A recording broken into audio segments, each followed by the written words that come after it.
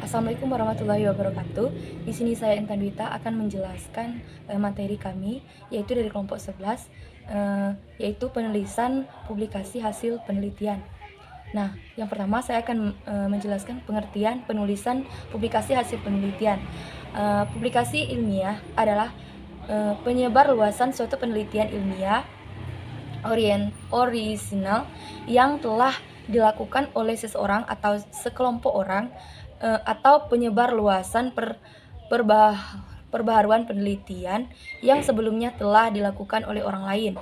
Tujuan dari publikasi ilmiah yaitu untuk memberikan informasi kepada pembaca, khususnya dari kalangan akademisi atau para ahli di bidangnya.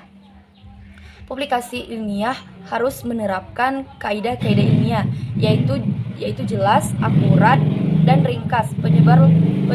Penyusunan publikasi ilmiah dilakukan berdasarkan hasil koreksi beberapa ahli sesuai keilmuan atau preview untuk pencapaian objektivitas yang tinggi. Kemudian ciri-ciri dari publikasi ilmiah yaitu antara lain, yang pertama, objektif.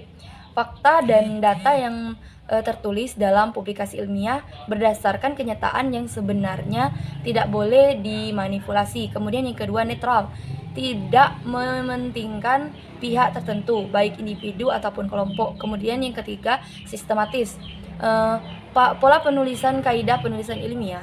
Kemudian logis. Cara menginterpretasikan data hasil penelitian harus mengacu pada pola nalar, baik indukatif maupun deduktif, serta menyajikan fakta dan bukan opini. Kemudian penulisan ringkasan hasil penelitian. Ringkasan penelitian merupakan suatu cara efektif untuk menyajikan karangan yang panjang dan sajian yang singkat berdasarkan urutan hasil penelitian yang telah dilakukan. Kemudian ringkasan atau precis juga dapat diartikan sebagai salah satu cara yang efektif untuk menyajikan suatu karangan yang panjang dalam kajian yang singkat. Kemudian ringkasan penelitian disebut juga abstrak. Sebuah ringkasan yang bermula mengambil dari sumber yang cukup panjang, kemudian dipangkas dengan mengambil hal-hal atau bagian yang pokok dan membuang perincian suatu ilustrasi, atau mengambil hal-hal atau bagian pokok dengan membuang perincian serta ilustrasi, atau dengan kata lain hanya mengambil ide pokok atau pemikiran utama dari setiap paragraf untuk kemudian disatukan menjadi sebuah karya yang baru, yaitu sebuah ringkasan penelitian yang mencakup semua materi tersebut. Nah, kemudian ada beberapa syarat yang harus diperhatikan saat membuat ringkasan penelitian. Di antaranya yang satu, yaitu membaca naskah yang asli sampai tuntas. Kemudian yang kedua, menentukan gagasan utama atau ide pokok. Kemudian yang ketiga, membuat reproduksi. Nah, kemudian penulisan artikel.